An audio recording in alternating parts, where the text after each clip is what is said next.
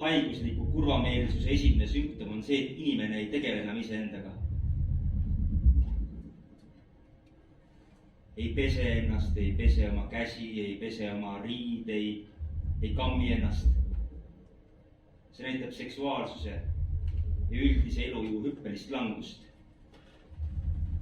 Ma ei ole kunagi juukseid kamminud. Ma harjan. Miks sa siis praegu ei harja? Näeksid parem välja.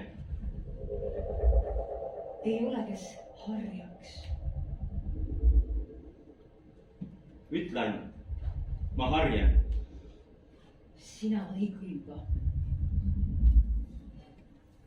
See on erootiline tegevus. Olgu. Vaatame sinu mätta otsast.